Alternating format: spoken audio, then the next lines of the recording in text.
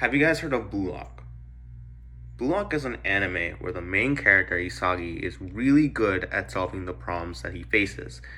And after watching the first season, it started to get me thinking about how I can get better at solving problems. And for whatever reason, this desire to get better at problem solving meandered its way over into the realm of mathematics. Unfortunately, this video is not an answer to the question of what it takes to get better at problem solving. But I did come across an interesting observation about problem solving, which is that problem solving becomes a lot easier if you're able to use pattern recognition to recognize aspects of the problem and then apply familiar techniques in response to the patterns that you recognize. And to justify this point, I'm going to walk you guys through my solution to a geometry problem that was on the SoMe 3 blue, 1 brown. Is that a good order? I don't know. The challenge problems Discord channel on the SoMe 3 Discord. Because I want to make an argument about how to solve problems, this solution is not going to be the most straightforward. It's not going to be the most intuitive. It's not going to be the most efficient. It's not going to be the best in any way, shape, or form. But it is what I ended up coming up with to solve this problem. So let's get straight into it. Shoutouts to Frog DJ. I hope I said that right. I pronounced it like Frog, and I think it should be like Freud. So maybe like Freud DJ. I'll say it like that. But shout out to you for this problem. We really appreciate it. Let me just go through a quick explanation of the problem. So we have a triangle, and we have that triangle centroid, and we have an arbitrary line through that triangle centroid. Now let's consider the distance of all the three corners to that line. And let's call the distances of the two corners on the same side of the line B and C. And let's call the distance of the other one A. And our goal in this problem is to show that A equals B plus C. If you'd like some time to attempt this problem, I'm not looking at the camera. If you'd like some time to attempt this problem yourself, definitely go for it. But if not, I'm just going to jump straight into my own solution. So the first thing that I recognized in this figure is this trapezoid that I just highlighted in blue. And whenever I see a trapezoid, I always think of the formula for its area. If we call this side length in purple D, then the formula for the area of this trapezoid is actually 1/2 times D times B plus C. Does that look familiar? Does that remind you of anything? That's right. The formula for a trapezoid has a B plus C, just like the thing in our problem statement. That seems potentially relevant. And because it seemed potentially relevant to me, I decided to combine those two observations to see what I could get out of it. And indeed, you can show that showing that A is equal to B plus C is equivalent to showing that 1/2 times D times A is equivalent to 1/2 times D times B plus C. And this thing in the green box might look familiar to you. That's right, it's the formula for a triangle with base length D and height A. So this got me thinking, what if instead of showing that A is equal to B plus C, we showed that this trapezoid of area 1/2 times D times B plus C has the same area as a triangle with dimensions base length D and height A. And so that was the new problem statement that I came up with for myself. Now, I want us to take note of the pattern recognition that happened here. I noticed that the formula for a trapezoid had something in common with our problem statement. And I also recognized after combining those two observations, the formula for an area of a triangle. And this motivated me converting a problem about proving equality of lengths into one about proving equality of areas. Notice there that there was a pattern, and so when I recognized that pattern, I tried something in response to that pattern. That is the key thing that I wanted to show. So pay attention to that, I think.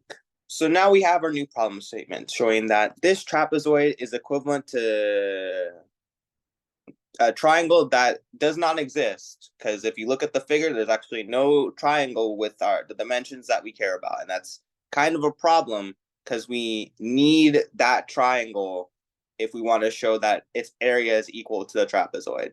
That's when I remembered a technique that's common in a lot of geometry problems, which is to add lines to the figure because it can often reveal things that weren't obvious at first sight.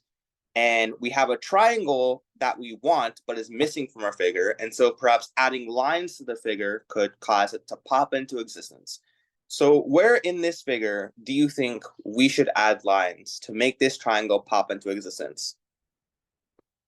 Well, if you notice in the figure, there's actually a length of D and a length of A already in the figure, and they just so happen to be perpendicular to each other, which means they could serve as the base and the height of our triangle. And this motivates us drawing the lines here. And as you can see now, this triangle in orange has the area that we want, since it has a base length of D and a height of A. Problem solved. So here there were sort of two pattern recognitions that happened. First, I recognized that we were missing something, our missing triangle, and we were dealing with a geometry problem. And so in response to this, I used a technique that allowed us to put things into the figure in order to make missing things appear. The second thing I recognized is that we had lengths in the figure of D and A, and they were oriented in such a way that they could serve as the base and the height of our triangle. And so I decided to connect the two lines in order to make the triangle of interest appear. Two sort of separate layers of pattern recognition going on here, but the same thing as last time. I notice a pattern, I do something in response to it. So now we have our new problem statement, and I needed to show that this trapezoid was equivalent to this triangle. I'm waving my mouse around like that's gonna do anything. I probably should have put that in the PowerPoint. I'm not gonna fix that. I am too lazy.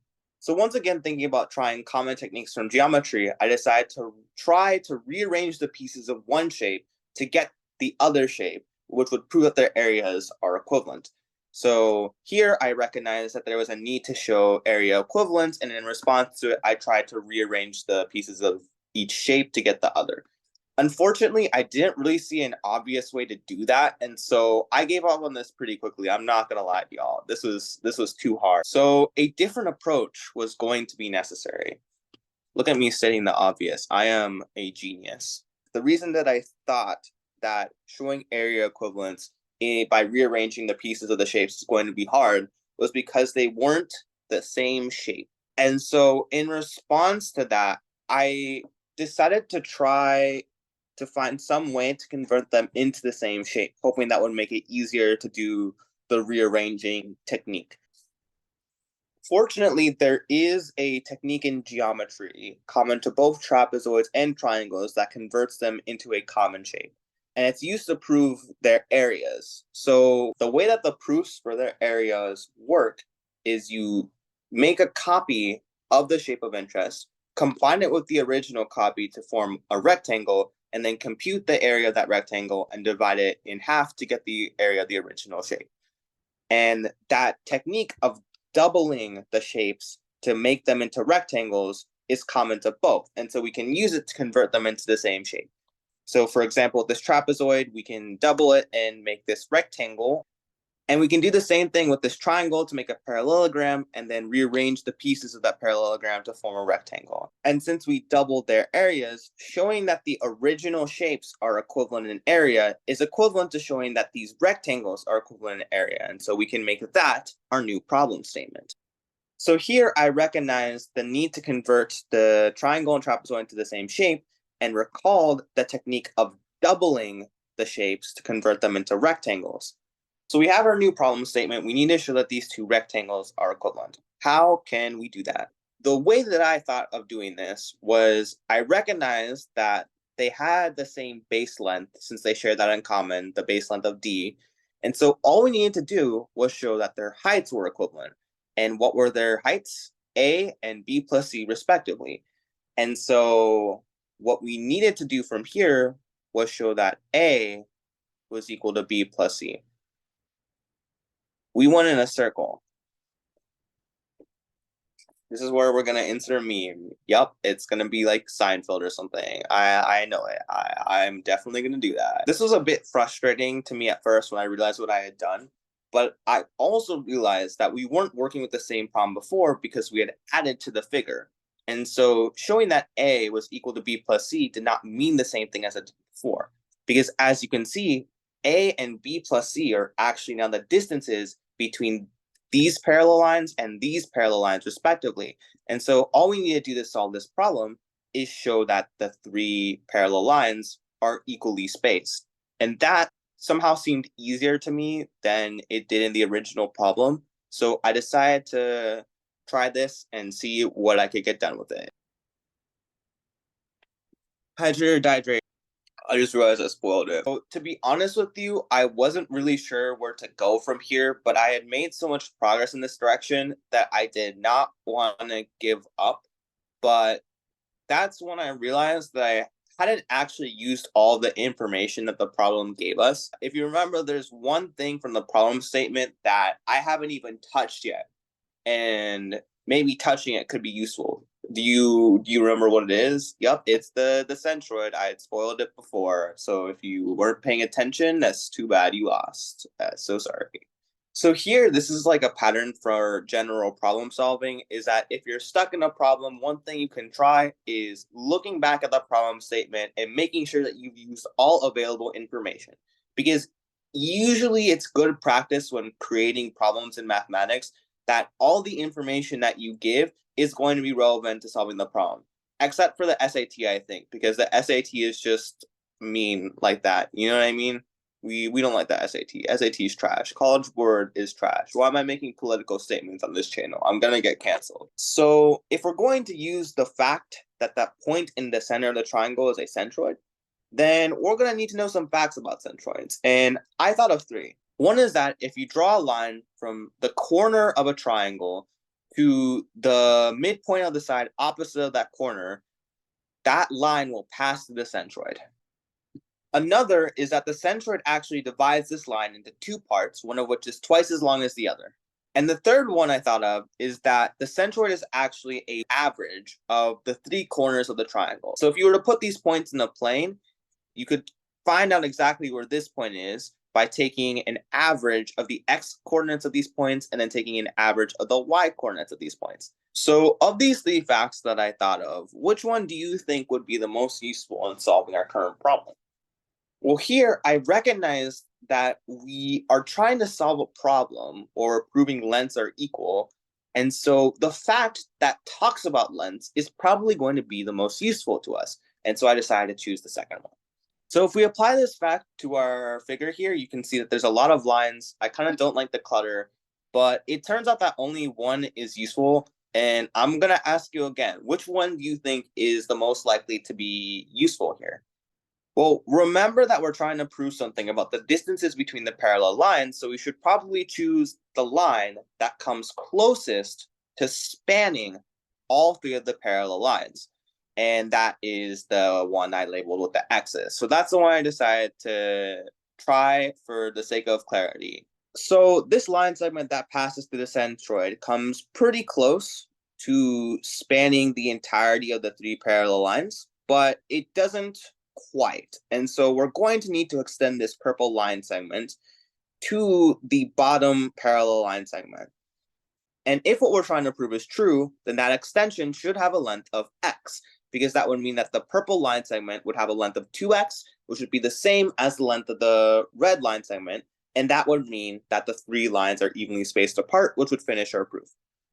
So we need to extend this purple line segment in such a way that the extension is a duplicate of the original purple line segment. So in other words, we need to extend the figure in some way to duplicate the line segment of interest.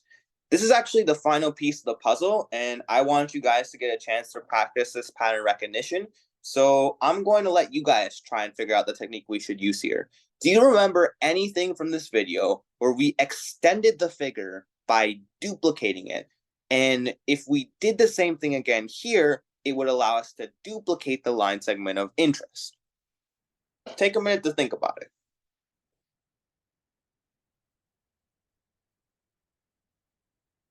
I'm doing this for an awkward amount of time.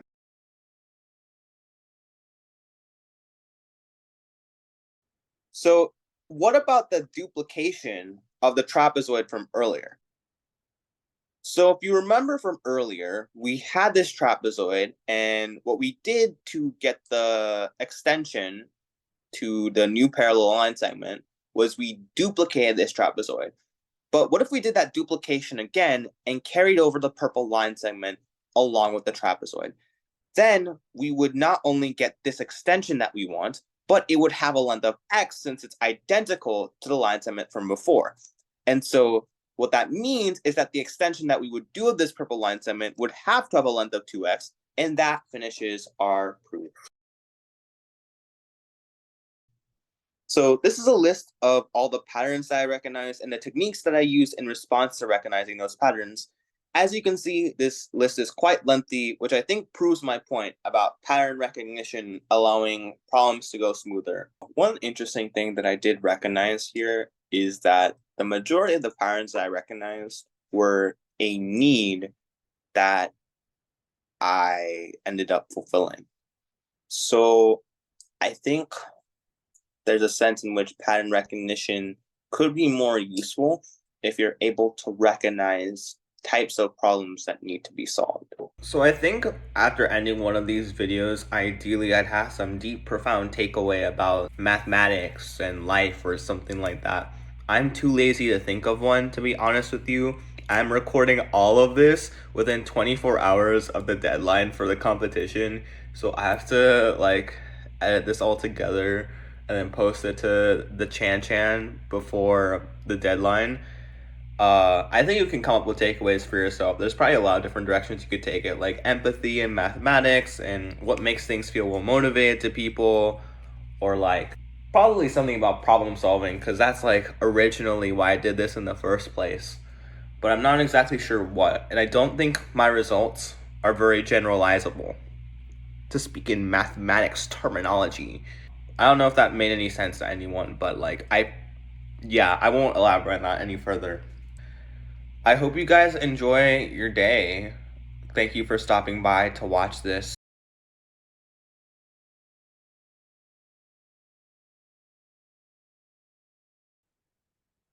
I put my hands up in the air sometimes, standing ego, Davidengo.